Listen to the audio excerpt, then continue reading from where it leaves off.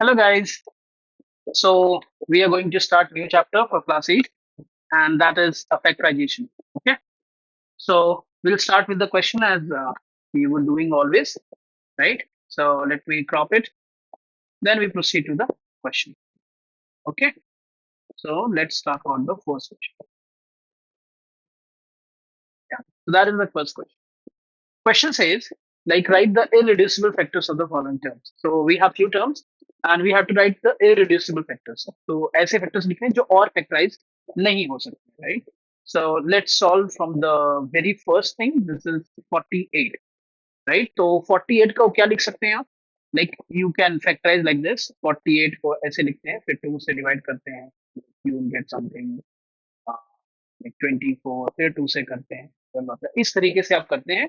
तो 48 के जो फैक्टर जो आप तोड़ के लिखोगे वो आ जाएगा 2 टाइम्स 2 टाइम्स 2 टाइम्स 2 टाइम्स 3. आपको ध्यान रखना है कि 3 पहले नहीं लिखना. First you have to write this 2.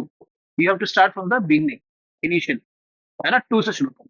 2 2 2, then उससे बड़ा नंबर, देन उससे बड़ा नंबर, ऐसे. तो इरिड्यूसिबल फैक्टर्स क्या है यहाँ पे? 2 the irreducible irreducible factors of 48 are like 2, then 2, then 2, then 2, and lastly, right? तो ये हमारे irreducible factors हो गए, ए पार्ट. फिर इसी तरीके से बी पार्ट, है ना. मैं इसको जरा कॉपी कर, okay wait a minute, just a moment.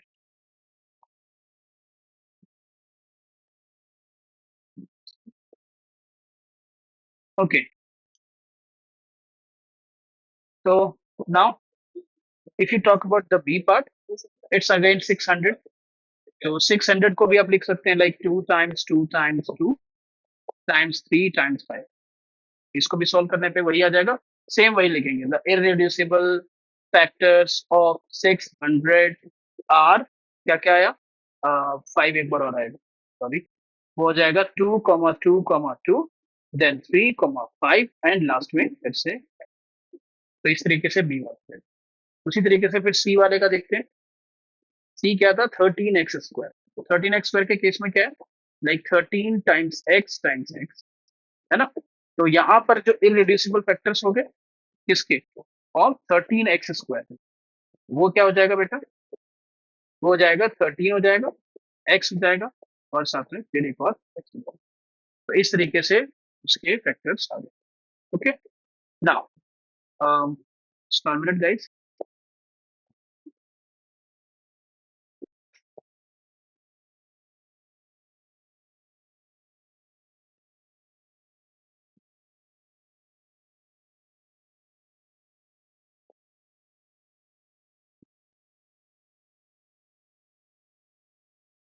Okay,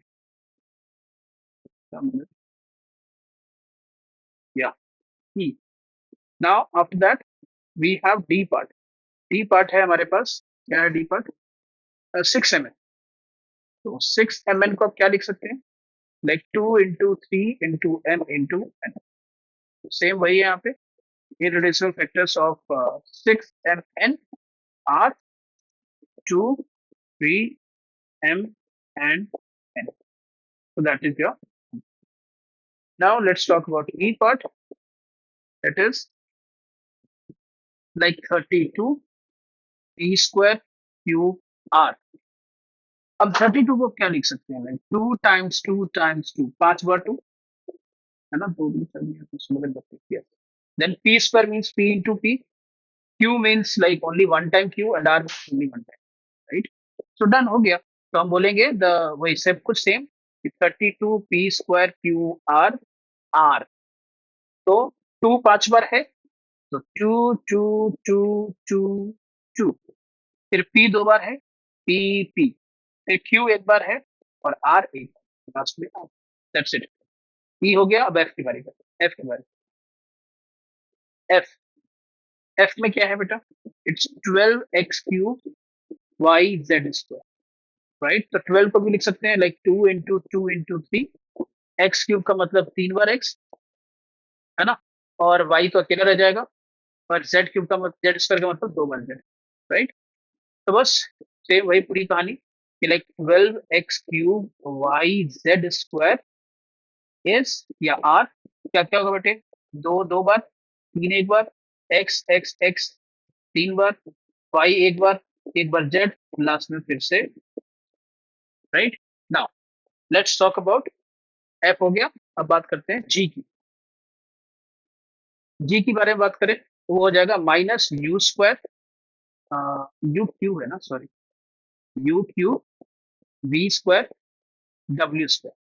तो यहाँ पे देखिए, इसको आप लिख सकते हैं -1 × u³ है तो 3 बार u हो गया, राइट। फिर उसके बाद 2 बार v हो गया, और फिर 2 बार w, राइट। हाँ, तो सेम वही फिर से पूरी स्टोरी लिखेंगे, फिर लिखेंगे -u³ v² w² r। क्या क्या हमारे पास आया, -1 आया, u आया, फिर u आया, फिर u आया, फिर v आया, फिर v आया, फिर w आया, एंड लास्ट में फिर से क्या आया, राइट। इस तरीके से हमारा जी हुआ, राइट। अब बात करते हैं एच की। Last question for the first part, it was a x y square. तो इसमें क्या होगा, ए होगा इंटू एक्स होगा इंटू वाई होगा, फिर से एक बार वाई, सेम कहानी। फिर हम लिखेंगे यहाँ पे, इसको जरा सा नीचे कर दो, जस्ट अ मिनट, ई, वो क्या हो जाएगा, are like a x y and, थोड़ा सा लैग कर रहा है, आई डोंट नो व्हाई, इसके लिए हमने, सो हमने एच कर लिया, right. So let's talk about 1.2, question number 1.2, right. उसको देखते हैं। Okay, let me crop it, just a moment please, done। Okay, so this was the question, right? Now let's talk about this question. This question says you have to identify the terms and write the factors of each term in the following expression। तो term भी identify करना है और साथ में उसका हर एक का वो भी लिखना है। तो देखते हैं कैसे करेंगे, just a moment,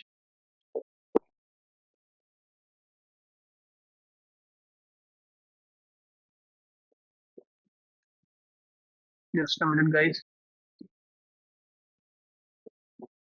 okay, so let's come to the question. Yeah the first part is x-25। तो इसमें कैसे करेंगे, इसमें हमको ऐसे लिखना होगा, लाइक एक्सप्रेशन, एक्सप्रेशन और फिर टर्म्स, राइट, और फिर उसके फैक्टर, है ना। तो ये कुछ ऐसे दिखेंगे।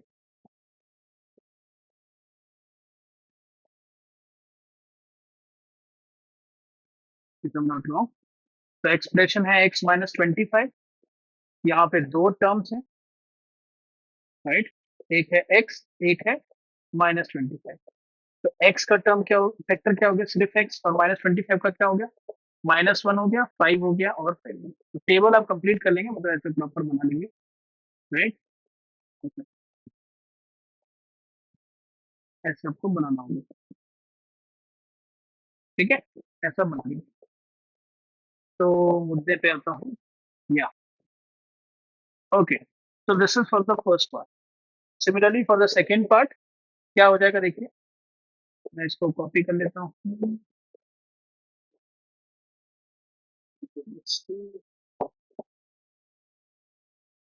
and let me paste it over here। Yeah, this one is the thing। Okay, second question था आपका क्या, it is 3xy minus that thing 12y²। तो वो लिखेंगे अपने यहाँ पे 3xy और -12y²। तो यहाँ पे 3xy हो जाएगा, और यहाँ पे क्या हो जाएगा, -12y। 3xy के फैक्टर्स क्या क्या हो जाएंगे बेटा, एक तो 3 हो जाएगा, एक x हो जाएगा, एक y हो जाएगा, और 12y² के, एक तो -1 तो है ही है, साथ में और भी चीजें हो जाएंगी, जैसे लेके 2 हो जाएगा, 2 हो जाएगा, 3 हो जाएगा, y हो जाएगा, y, राइट। इस तरीके से हो जाएगा. Now let's wait for the C part. C part में क्या करेंगे, let me again paste it over here. कि उसी का ही यूज करना है मुझे बार बार. ठीक है. सी वाले में हमारा क्वेश्चन फिर से चेंज हो जाएगा. टेबल ऐसी बनाना है. ठीक है. क्वेश्चन है 11ab प्लस सी. तो टर्म्स क्या क्या हो गए, एक तो 11ab हो गया, एक सी हो गया. 11ab में जो फैक्टर्स है वो क्या हो गया, 11 हो गया, ए हो गया और एक बी हो गया. और टर्म्स में क्या हो गया सिर्फ. Right. Now let's come to the D.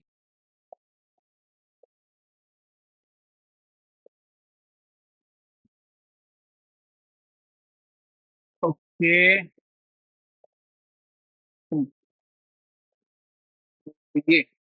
ये हो गया डी का. डी में क्वेश्चन क्या था. डी में क्वेश्चन है 7 करके है. मैं इसको इधर को मिटा दूं पहले. राइट. हाँ. क्वेश्चन है 7m n² और है 9m²n. तो दो टर्म्स कौन कौन से हो गए, एक तो 7m n² हो गया, एक हो गया 9m²n. है ना. तो बस हो गया. तो यहाँ पर फैक्टर्स क्या हो गया, एक तो 7 हो गया, एक m हो गया, n हो गया और n हो गया. यहाँ पे एक 3 हो गया, एक 3 हो गया, m हो गया, m हो गया और साथ में n हो गया. तो ये डी वाला भी. Okay. Now let's talk about E. E वाले में सेम फिर से वैसे ही कहानी. ठीक है. Again we have an expression.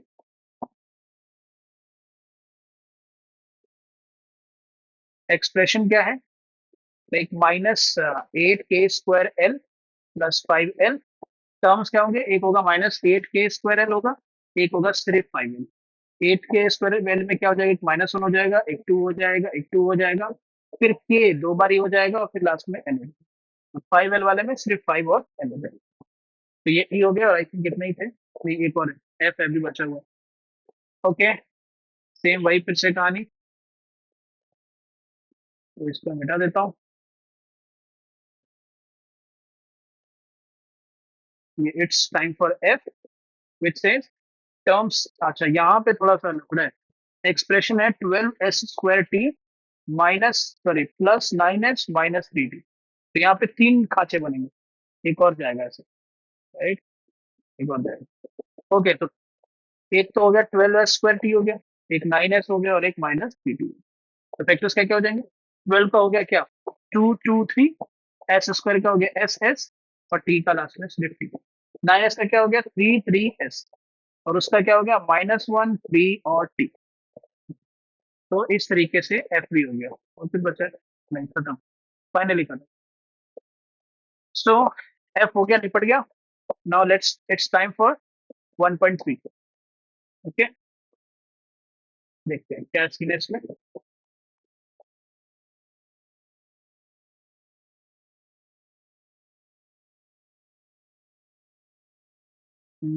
Let me crop it.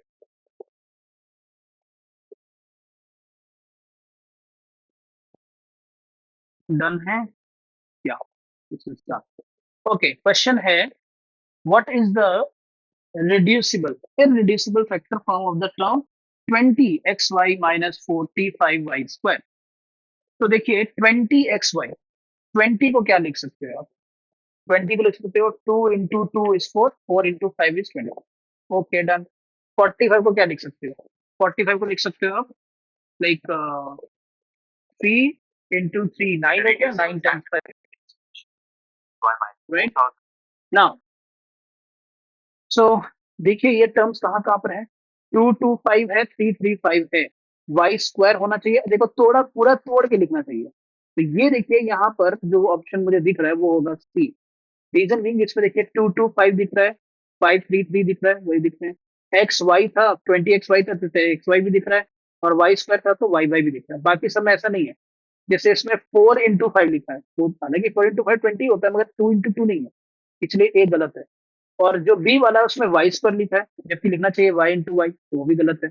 और डी वाले में 9 लिखा है जबकि होना चाहिए था 3 × 3, वो भी गलत है.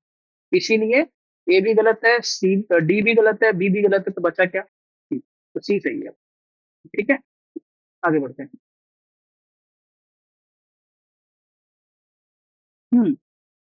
Question number 1.4. Right. Okay, let me crop it. 1.4 और 1.5 मैं एक साथ ले लेता हूँ, पूरे ले लें। चलिए पूरे ले लेते हैं। ओके, तो 1.4 में कह रहा है कि what is the highest common factor of 60 and 72। तो देखिए 1.4 के बारे में बता रहा हूँ। 60 और 72 है, राइट। 60 को आप क्या लिख सकते हो, 2 into 2 into 3 into 5, राइट।